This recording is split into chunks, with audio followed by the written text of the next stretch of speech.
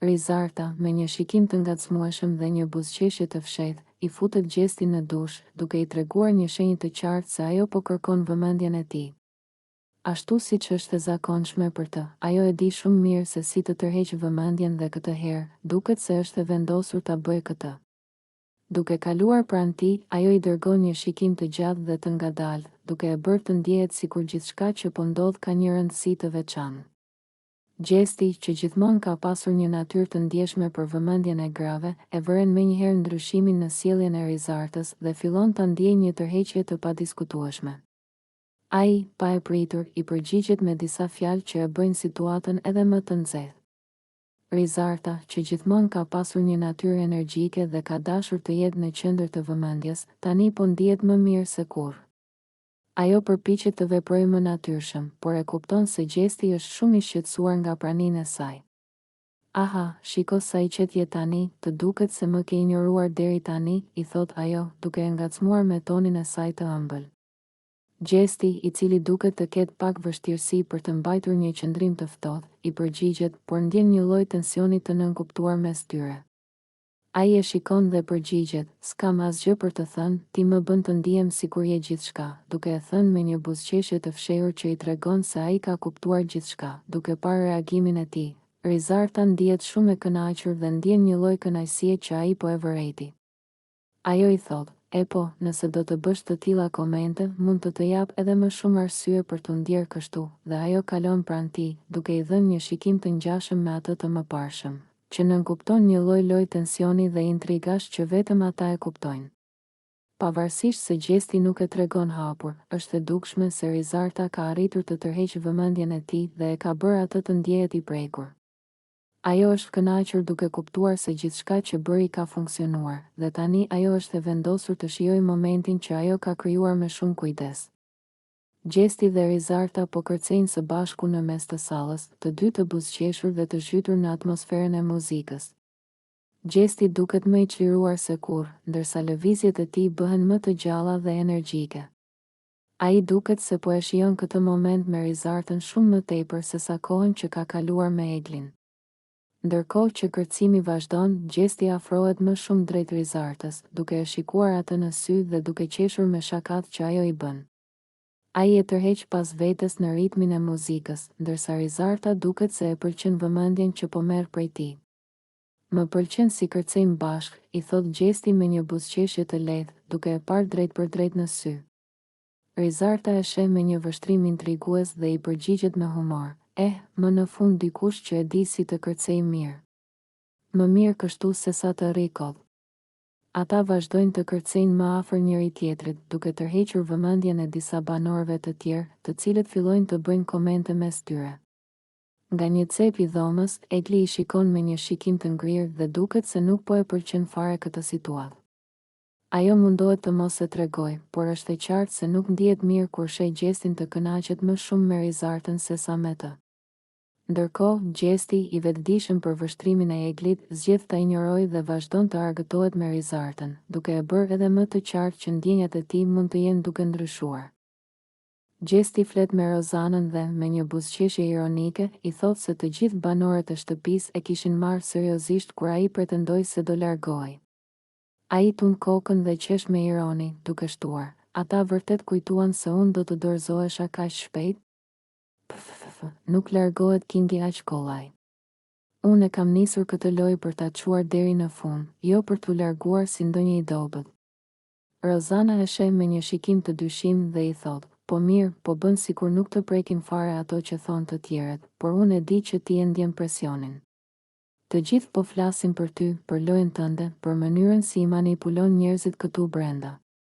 Gjesti e shikon me një buzëqeshje të lehtë dhe i afrohet pak, duke folur me një ton më të ulët, por plot siguri, le të flasin sa të duan. Fjalët nuk më prekin, Rozana. Unë jam ai që i lëviz fiet këtu brenda. Po ta them unë, ata janë thjesht lojtar të vegjël në skenën time. E shohin që unë zbie lehtë dhe po çmenden nga inati. Rozana tund kokën dhe qesh me ironi, më duket se po bëhesh shumë i sigurt për veten. Kujdes, sepse kur rritesh shumë lart, rrëzimi dhem më shumë. Gjesti qesh dhe i përgjigjet, unë nuk rrëzohem, Rozana. Unë vetëm ngrihem më lart. Ata mund të më duan ose të më urrejnë, por një gjë është e sigurt, nuk mund të më injorojnë. Rozana e shikon për disa sekonda dhe pastaj largohet duke menduar për fjalët e tij. Ndërkohë, Gjesti mbetet aty i qetë, i bindur që ai ende e ka kontrollin e lojës dhe se askush nuk mund ta nxjerrë jashtë aq lehtë sa ata mendojnë. Gjesti, me tonin e tij ironik dhe të mbushur me sarkazëm, i drejtohet Amberit me një buzëqeshje të lehtë në fytyrë dhe i thotë: "Shko var veten, se ti je budallaqe." Ai qesh, duke u përpjekur ta bëjë të duket si një shaka, por në mënyrën se si e thotë, tingëllon provokues dhe i tepruar.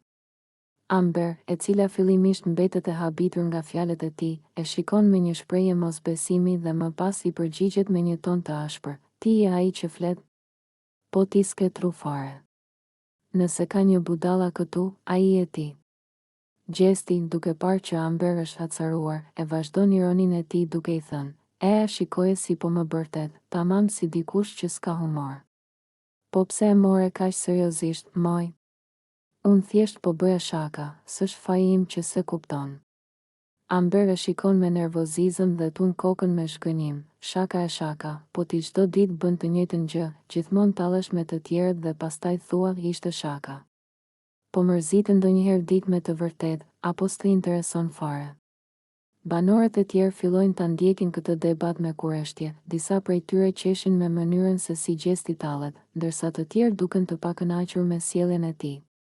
Amber, edhe pse përpiqet të duket e fortë, nuk e fshet dot bezdin që i ka shkaktuar ky koment. Gjesti, ende duke buzëqeshur, e sheh që Amber është nxehur dhe shton edhe më shumë sarkazëm: "Hajde, moj Amber, mos u bëj kaq dramatike. Ti e di që unë jam mjeshtër i lojës, s'duhet të më marrësh shumë seriozisht." Amber s'po duron më dhe largohet nga dhoma, duke tundur kokën e duke murmuritur me vete, ndërsa Gjesti vazhdon të qesh dhe të bëj batuta për situatën me banorët e tjerë. Amber debaton me Gjestin dhe, me një ton të ashpër, e akuzon atë se është njeri i keq dhe se gjithmonë ka tendencën të viktimizohet për të marrë mëshirën e të tjerëve. Ajo e akuzon për manipullim dhe se gjithmonë përdor vajzat për përfitime personale. Me nervozizëm, ajo i thotë që ai ka përdorur femrat vetëm si një mjet për të arritur qëllimet e tij dhe se ato janë thjesht pjesë e lojës që ai luan për të fituar vëmendje dhe mbështetje. Amber është e bindur se Gjesti ka përdorur taktika të tilla gjithmonë, duke i shfrytëzuar ato për ta bërë veten të duket si një person që ka nevojë për ndihmë dhe për të ngjallur dëmshuri.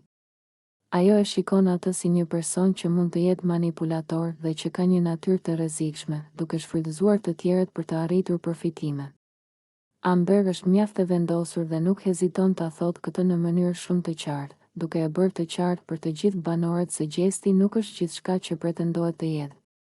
Po ti, Gjesti, çdo herë gjen një mënyrë për t'u bërë viktimë, për të dukur si ai që ka vuajtur dhe se të gjithë e kanë fajin për atë që ndodh rreth tij. Nuk ke asnjë turp. E di shumë mirë se çfarë po bën. Ti përdor vajzat si një mjet për të arritur qëllimet e tua të ulta, tha Amber, duke i shtrirë gishtin dhe duke i ngritur tonin edhe më shumë. Gjesti, nga ana tjetër, ndjeu se fjalët e Amber e goditën thellë dhe ai përpiqet të mbajë qetësinë, por duket se nuk mund të mbajë më shumë dhe shpërthen: "Pse po më flet kështu? Nuk e di çfarë po thua. Unë nuk kam përdorur askënd për asgjë. Po ti, pse i thua këto gjëra? Këtu po bëni lojra të ulta dhe nuk e shihni se çfarë po ndodh." Por Amber vazhdon të qëndrojë e bindur dhe e pakënaqur me sjelljen e tij. Ajo i kujton se ai e ka përdorur atë dhe të tjera më herët dhe se kjo është e qartë për të gjithë. Ti thjesht bëhesh një aktor që pret përkrahjen dhe ndihmën e të tjerëve, por askush nuk po e sheh atë që po bëni vërtet. Nuk është fare e drejtë. Përdor vajzat dhe bërtet se je viktim kur dihet shumë mirë se je ti që manipulon. Për Amber, kjo është një mundësi për ta shpërthyer dhe për të treguar se si ajo sheh sjelljen e Gjestit dhe se ajo nuk është e gatshme të pranojë këtë lloj sjellje në lojën e tyre. Ata të dy shkëmbejnë disa fjalë të forta, por, në fund, Amber ka ndjerë se ka thënë gjithçka që mendon dhe se nuk do të lërë asnjëherë që një person si Gjesti ta përdorë atë ose të tjerët në të njëjtën mënyrë. Gjesti, gjithmonë i gatshëm për të krijuar situata të reja dhe për të trazuar atmosferën në shtëpinë e Big Brother, ka menduar një lojë të re, një sfidë që do të përfshijë të gjithë banorët dhe do të sjellë shumë debat, humor dhe ndoshta edhe tensione mes tyre. Duke qëndruar në qendër të dhomës së ndenjes, ai mbledh të gjithë banorët dhe me një buzëqeshje djallëzore thotë: "Dëgjoni të gjithë. Kam menduar një lojë të re dhe dua që të gjithë të merrni pjesë. Kjo nuk është një lojë e zakonshme, por një sfidë ku do të testojmë sinqeritetin, guximin dhe aftësinë tuaj për të mbajtur sekrete." Banorët e shikojnë me kurreshtje, disa prej tyre të emocionuar, të tjerë të dyshim për çfarë po planifikon Gjesti këtë herë. Loja quhet E vërteta ose ndëshkimi. Vazhdon ai, duke i parë një nga një në sy. Disa banorë nisin të komentojnë mes tyre, duke u përpjekur të kuptojnë rregullat e lojës, ndërsa Gjesti shpjegon: "Ja si funksionon, secili prej jush do të tërheqë një kartë ku do të ketë një pyetje ose një sfidë. Nëse zgjidhni të përgjigjeni sinqerisht, jeni të shpëtuar. Por nëse nuk doni të përgjigjeni, atëherë duhet të pranoni një ndëshkim që do t'ju jap unë ose ndonjë banor tjetër. Dhe ndëshkimet nuk do jenë të lehta, ju e dini që unë nuk bëj lojra të buta." Banorët fillojnë të reagojnë menjëherë. "Po prit, çfarë ndëshkimesh ke menduar?" pyet Jozi, duke ngritur vetullat i dyshim. Gjesti qesh dhe i drejtohet me një ton misterioz: "Ah, Jozi, nuk do t'i zbuloj të gjitha tani. Por po ju jap disa shembuj, mund të jetë diçka qesharake si të ecësh mbrapsht nëpër shtëpi për një orë, ose diçka pak më ekstreme, si të lajmë një pjatë me ujë të ftohtë jashtë në obor natën." Danja ngre dorën duke qeshur: "Po nëse dikush nuk do të bëj as pyetjen dhe as ndëshkimin?" Gjesti e shikon me një buzëqeshje të madhe dhe tund kokën. "Atëherë do të ketë një ndëshkim më të rëndë që do të vendoset me votim nga të gjithë ne." Banorët fillojnë të komentojnë me njëri tjetrin, disa të emocionuar për lojën, të tjerë të frikësuar nga ajo që i pret. Loja premton shumë të qeshura, por edhe momente tensioni, pasi disa pyetje mund të jenë të sikletshme dhe disa ndëshkime mund të jenë vërtet sfiduese. "Hajde, kush ka guxim të fillojë i pari?" thot Gjesti, duke tundur kartat në dorë dhe duke parë se kush do të jetë viktima e parë e lojës së tij. Gjesti, i ulur në divanin e dhomës së ndenjes, nuk i humb asnjë rast për të bërë shaka dhe për të provokuar banorët. Këtë herë, ai e ka vënë në shënjestër Vserlon, duke e ngacmuar me një shprehje që menjëherë tërheq vëmendjen e të gjithëve. "Vserlo, ti burr për smari je. Shpo plumbi e shpin gomari", thot Gjesti duke qeshur me ironi, ndërsa i drejtohet Vserlos, i cili në fillim nuk e kupton se çfarë po ndodh. Banorët që janë përreth fillojnë të qeshin me të madhe. Disa prej tyre e shohin si një shaka të zakonshme të Gjestit, ndërsa të tjerë ndjejnë që ka një nënkuptim të thellë pas fjalëve të tij. Vserlo e vështron me një shikim të ngrysur dhe tund kokën. "Hëmë Gjesti, çfarë do të thuash me këtë? Po përpiqesh të më tallësh?" i thot ai me një ton më serioz. Gjesti qesh dhe përplas duart, sikur të kishte thënë diçka gjeniale. "Jo më Vserlo, mos u acaro. Po them që ti e ke gojën plot si burr, por kur vjen puna për veprime, mbetesh aty i lëkundur. Fjalët i ke të mëdha, por kur vjen momenti, nuk bën asgjë." Banorët fillojnë të komentojnë mes tyre, disa duke e përkrahur Vserlon, të tjerë duke vazhduar të qeshin me batutat e Gjestit.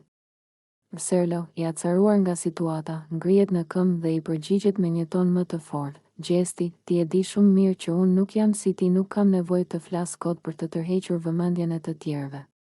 Unë flas vetëm kur duhet, ndryshe nga ti që bën shaka me të gjithë për t'u dukur." Gjesti e shikon me një buzëqeshje të lehtë dhe tund kokën. "E po, çfarë të them Vserlo? Unë jam ai që jam dhe njerëzit më pëlqejnë kështu siç jam.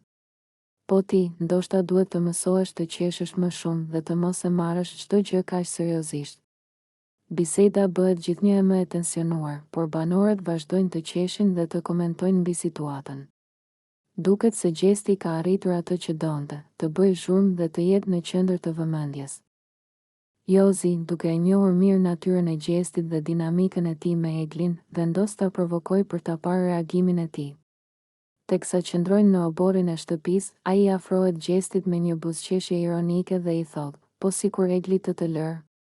Çfarë do bësh atëherë? A do ta kërkosh? A do ta ndjesh mungesën e saj? Apo ndoshta ke një tjetër plan rezervë? Gjesti, i cili njihet për natyrën e tij të ftohtë dhe për faktin se nuk e pëlqen të vihet në vështirësi me pyetje të tilla, e shikon Jozin me një vështrim të prerë dhe pa u menduar shumë, i përgjigjet: "Mua nuk më intereson për Eglin. Ajo bën çfarë të doj, unë nuk jam i lidhur pas askujt. Në fund të fundit, unë jam Gjesti dhe askush nuk më lë mua, unë jam ai që vendos." Jozi buzëqesh me ironi, duke kuptuar se kjo përgjigje ishte tipike për Gjestin, por gjithsesi ai vazhdon ta sfidoj: "Mos u trego kaq i sigurt, vëlla. Mbase një ditë do e kuptosh se Egli të pëlqente më shumë nga sa e pranon vetë. Po sikur ajo të harrojë dhe të lidhet me dikë tjetër? A do të vriste sedra?" Gjesti qesh me një ton sfidues dhe i thot: "Le të bëj çfarë të doj. Unë nuk kam nevojë për askënd dhe as nuk e humbas kohën duke u marrë me këto gjëra. Loja është lojë, Jozi. Kush nuk e kupton, mbetet i humbur." Duket qartë se ai përpiqet të ruajë një qëndrim të ftohtë dhe të distancuar, por disa banorë që ndjekin bisedën fillojnë të dyshojnë se ndoshta, thellë brenda vetes, Gjesti nuk është aq indiferent sa përpiqet të tregojë. Gjesti dhe Jozi qëndrojnë të ulur në oborrin e shtëpisë, duke biseduar për dinamikat që po ndodhin brenda. Jozi, që tashmë e ka kuptuar se Gjesti nuk është shumë i sinqert në lidhjen e tij me Eglin, vendos ta ngacmojë dhe ta sfidojë për atë që ai me të vërtetë ndjen. "Hëmë Gjesti, ç'po ndodh me ty dhe Eglin? Po më dukeni më afër se kur, mos vallë po ndjen diçka të vërtetë për të?" E pyet ai me një buzëqeshje ironike. Gjesti qesh lehtë dhe tund kokën. Ai shikon përreth për të siguruar se askush tjetër nuk po dëgjon, pastaj, me një ton të qetë por të prerë, i përgjigjet: "Jozi, mos u merr me këto gjëra. Unë e di shumë mirë çfarë po bëj. Egli mund të jetë e fiksuar pas meje, por për mua kjo është thjesht një lojë. Nuk e kam mendjen tek ajo, unë kam qëllime të tjera këtu brenda. Më duhet të mendoj për veten, për karrierën time jashtë. Kjo histori me Eglin është thjesht pjesë e strategjisë time."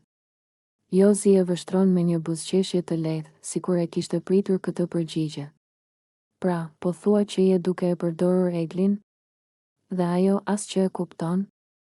Gjesti buzëqesh me ironi dhe rrëzohet më shumë në karrigen e tij. "Nuk është puna se po e përdor. Ajo vetë ka zgjedhur të jetë me mua. Unë nuk i kam premtuar asgjë. Nëse ajo vendos të më ndjek dhe të më besoj, është zgjedhja e saj, jo e imja. Unë thjesht po luaj mirë kartat e mia." Jozi tund kokën dhe qesh. "Të them të drejtën, nuk e di sa do të zgjas kjo lojë e jotja, por nëse Egli e kupton një ditë që ke qenë me të vetëm për interesin tënd, do të vijë keq?" Gjesti ngrit supet dhe, me një ton të ftohtë, i përgjigjet: "Unë nuk bëhem pishman për asgjë. Jeta vazhdon dhe unë gjithmonë di si të dal në avantazh."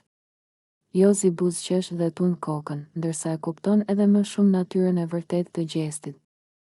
Egli dhe Vserlo janë përfshirë në një debat të nxehtë, tensioni ndërmjet tyre duket i qartë dhe gjithçka po shpihen në një konfrontim të plotë. Egli, duke e ndier se duhet të reagojë, i drejton fjalët e tij ndaj Vserlos, të cilin e akuzon për hipokrizi dhe sjellje të paudhë. "Vserlo, ti s'ke fytyrë për asgjë. Po bën sikur je më i miri këtu, por në realitet po maskohesh për një botë që nuk je. Ke aq shumë hipokrizi dhe asnjëherë nuk ke pasur guximin të jesh i sinqert me vetveten dhe me të tjerët.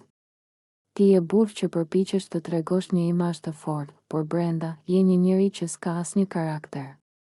Tha Egli, duke i drejtuar një shikim të mprejtë dhe të mbushur me inat. Fjalët e Eglit janë të ashpra dhe duken të mbushura me frustrim. Ai nuk mund ta duronte më këtë situatë, dhe gjithçka që kishte në mendje, ai vendosi ta thoshte me forcë. Vserlo, i cili po përpiqet të mbajë një pamje të qetë, reagoi me një buzëqeshje cinike, por brenda tij diçka po ndizte. "Çfarë po thua, Egli?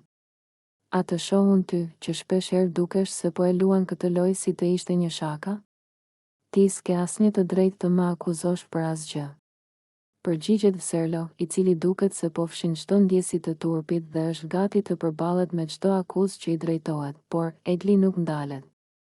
Fjalët e tij janë të shkarkuara nga një frustrim që ka mbajtur për një kohë të gjatë. Ai e shikon Vserlon dhe i thot, po, ti je burr që pëlqen burrat, Vserlo. E di që po përpiqesh të fshehesh atë që je dhe po përpiqesh të imponohesh si dikush që nuk je. Nuk ka asgjë të keqe që të jesh vetvetja, por ti po jeton një gënjeshtër që të bën të dukesh si dikush që është i gatshëm të tradhtojë dhe të mashtrojë të tjerët vetëm për të fshehur të vërtetën. Kjo goditje e fortë i jep një tjetër dimension debatit, duke i shtuar tensionin dhe duke nxjerrë në pa ndjesinë e thellë të hakmarrjes dhe pasigurisë që Egli ndjen ndaj Vserlos. Fjalët e tij janë të prerë dhe plot ngarkesë emocionale, dhe asnjë nga të dy nuk është gati të heqë dorë. Vserlo, duke ndjerë një fare tronditje nga fjalët e Eglit, tenton të mbajë kontrollin, por brenda tij, ndjenjat janë gjithnjë e më të ndërlikuara. Egli, më dëgjo. Nuk ke të drejtë të më akuzosh për gjëra që nuk janë të vërteta. Po përpiqesh të më njollosesh pa arsye, por nuk është kështu. Çdo njeri ka të drejtën e tij për zgjedhje dhe nuk është për të shitur veten. Flet Vserlo me një ton të ashpër, duke u munduar të mbrojë veten, por Egli, duke mos e duruar më këtë situatë, i përgjigjet me një të qeshur të hidhur, për sa kohë që je duke jetuar një gënjeshtër, do të vazhdosh të jesh i humbur. Dhe kjo është pikërisht ajo që më shqetëson. Ti po e shet vetveten për të pasur më shumë pushtet, dhe kjo është diçka që nuk mund ta fal. Debati i tyre bëhet gjithnjë e më i fortë, duke treguar se sa i thellë është konflikti dhe sa shumë ndikojnë fjalët që thuhen në mënyrën se si ata perceptojnë njëri tjetrin.